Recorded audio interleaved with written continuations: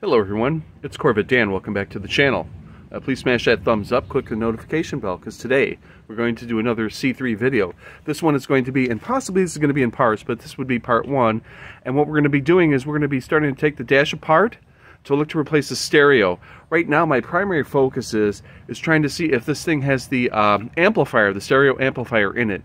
This car was equipped with the AM/FM radio. I think that's code U69, if I remember correctly.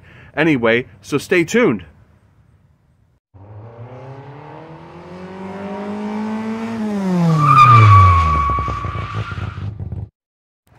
Alright folks, with the help of a friend and a certified licensed automotive technician and Corvette mechanic, we are going to start by taking the 3 screws off on the passenger side of the dash, as you can see.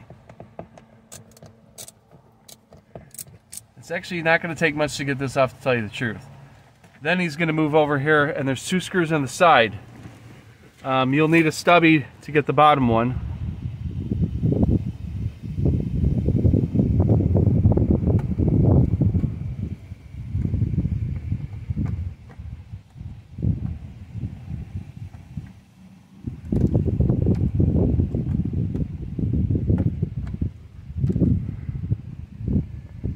And then we're going to get the top one. After those 5 screws are removed, folks, you're just going to kind of gently pry it back. You might need a pry tool. In this case, we may not. You may need to remove the side cover on the lower, right down there, Rich. No, that doesn't need to come out. Right here, right there, that piece there, that needs to pop out probably. And you kind of pull that forward. Pull it forward, towards the front of the car. Towards the front of the car. There we go. There you go. It'll come out. Alright. And you can see the wires exposed already. Now you could remove the passenger side of the dash by just kind of get the pry tool maybe. That doesn't need to come out, Rich. I pretty much know that. I'm stuck. Here. This will come out because I've had it out before, right? Get it on that side.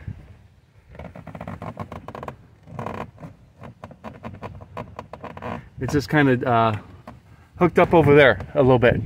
See it by the radio. It's right hooked up right there. Yeah. Oh yeah, there are 2 screws here. Yeah, I know, but those don't need to come out. I didn't take those out last time. Really? Yeah. Those should have to. No. Seriously. I'm kind of surprised at that. Pop out. Unless they weren't... After much debate, we're going to go with the Corvette mechanic here, and we're going to take these 2 screws out. I think he is right. In retrospect, I don't think I fully had this thing out, and it turns out, yeah, just kind of pry that back a little bit. There you go. That's how you do it, folks. Those 2 screws on the side of the radio have to come out. Now, as you can see, everything looks relatively clean in here. We're looking for the amplifier if it's installed on this car. That's what we're going to be searching for here. Alright folks, well what we're doing is we're searching for the original amplifier. This is a U69 car, and what we're seeing here is 2 screw holes. We think this is where it would have been, and we don't have one. We're going to have to source one, which we're going to do that. The next step in removing the radio, we want to take the knobs off obviously, but then we want to get at these other screws in this side here. And you can see down here, we're going to remove these. These are Phillips screws. We'll do that now. Once you get all the screws removed, folks, you're just going to have to kind of wiggle it out. As you can see, I won't be able to do this with holding the phone, so with help from a friend, I have gotten some of... Next you're going to remove that clip. This is the wiper arm connection removed. Now what we are going to do is we're going to slide to the passenger side as Rich is going to get in position to do that for us here.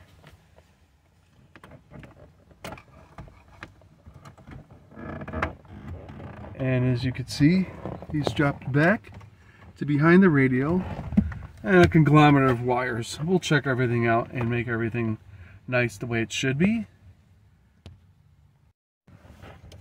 Now you're going to disconnect the gauges. If it'll disconnect, it's being real stubborn. And you'll have to be careful with the connectors here. They will come. Some of these connectors probably have never been off. And just one by one, I'll show the back of this thing so you can get a better look once they're all disconnected. Just be careful. Alright folks, you're going to have to remove 2 screws. There's one, and there's one on the other side, because we're going to have to back this center console up just a bit to get the radio and the bezel back into place. The reason why we didn't have to do that in the first place is that aftermarket radio was very shallow compared to the original stock radio. So we'll do that now and then show side. And okay. See how it just came up Yep. enough? Now we'll be able to sneak it in this way and drop it in. Okay. As you heard my partner in crime say, we've got it loosened up enough we can sneak that radio through. I'm gonna let him do that so you can see how it works. This is something I think you need to see, folks.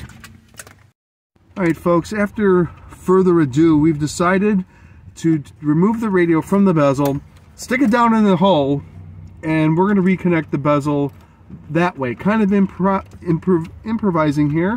So right now what we're doing is we're fishing bulbs back in their locations. We're going to start plugging up these connectors, and then we're going to show how we're going to get this radio attached to the bezel. This is kind of trial and error, but this may work and this may be what you want to do.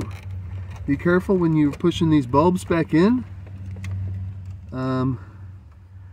Like I said, we dropped a bulb in one of those holes. We did get it out. But be very careful.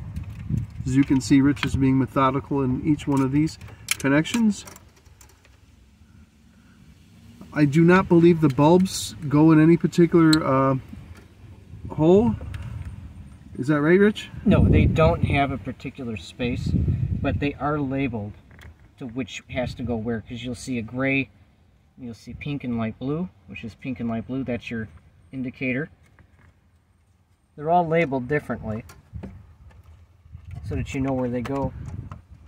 And the connectors pretty much are cut and dry in terms of where they're going to plug in at. You really can't mess that up. No, you can't.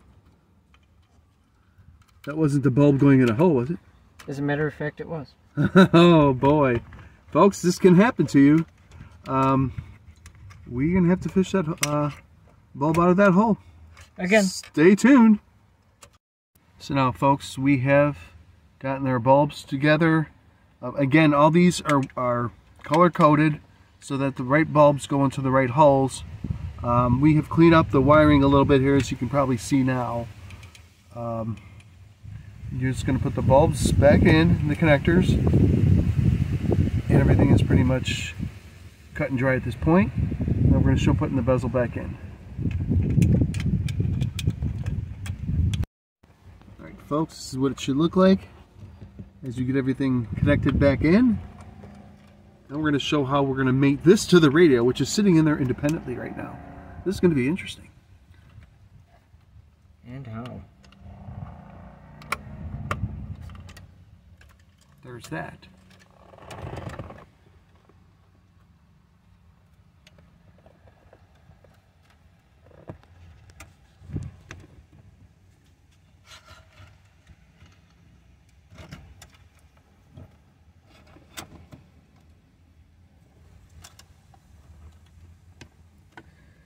Will we be able to do it? We will find out.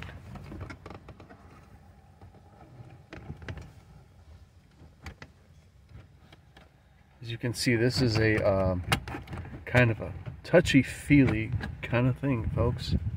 I don't even know if this is the way it's supposed to happen, but this is the way it's happening. And it might actually work.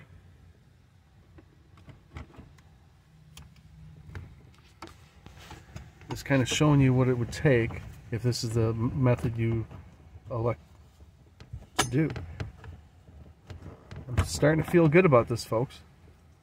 That bezel is, you gotta, you see it? You gotta go this way, Rich. It's gotta go that way. Yeah. I can't really tell. Yep, I'm off nope. center. That's not a bad idea that I'm recording this thing as I'm watching. Folks, this is almost a two-person job to do this. I would say that, you know, Rich has done a bulk of the work here, but there's been times when I absolutely, you know, lent a hand here. So do I really think you can do it by yourself? Well, yeah, I guess you could, but if you've got an extra set of hands, it would be best. You know, and I don't mean just because I'm videoing either. But, see it, Rich? It's a little bit off. Yeah, I'm trying to see where I'm off. Yep. We're just trying to fit this in here right now. As you can see, I think this is, we're so close now that I just think it's a matter of, it's going to work. It's just a matter of getting it fine-tuned in here. All right, folks, so we got this into place. We're reconnecting the antenna here, and you put these two screws on, nuts, and then be careful, you want to tighten them evenly back and forth because you kind of pulled the radio into the bezel, and it's kind of, you know, this is a good option to put it in like this. Put the radio in and then put the bezel back around. And we're just going to start screwing this thing back in. Once you get the bezel in place, you're going to start to put the screws on. Connecting the stock radio is pretty simple. It's really two connectors, one for the amp and one for the power in the speakers. I will show that down here. Okay, that is the connector for the, move the light a little bit that way, yeah. That is the connector for the radio, right? And those are the speakers. That other connector on the other end wasn't here any longer, so we improvised. But then this connector up here, that goes to the amp, which is usually mounted in here. I don't have that amp. We are going to source that amp and then bolt it up there and connect it, and we will also be showing that.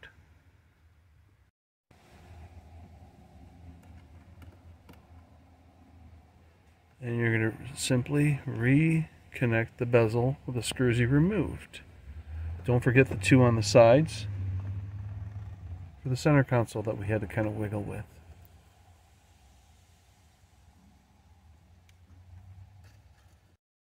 Hooray, hooray, the new to me amp has arrived, and you can see Delco DS501.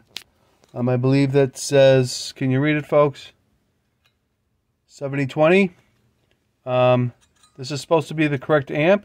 The connector, it's hard to tell, but the metal contacts look in pretty good shape. They're not really corroded or anything. The wires are relatively, I would say, they are pliable. It doesn't look like that, but these are not necessarily, you know, brand new wires. What we're going to do, I don't know if you can see the two screws, holes there, and I believe it bolts up to there. We'll get that bolted up. We will show, and then it's going to get plugged into, I'll have to find my flashlight here, I think, to show you. Where's that connector? Right there. See it? That connector. The wire appears long enough to run it, and then we're going to power this up and see if that stock radio works. Alright, folks, there is the amp, and it's connected down there, as you can see. Yellow, blue, and green. Now we're going to power this up and see if it works. And there you have it, folks. It works. I'm not going to leave it on any one station too long here because I don't want to have a copyright violation, but this thing works. Stay tuned. I'm going to button this back up. It's just going to be the reversal of removal. This is Corvette Dan. Smash that thumbs up. Click the notification bell until the next one. Thank you.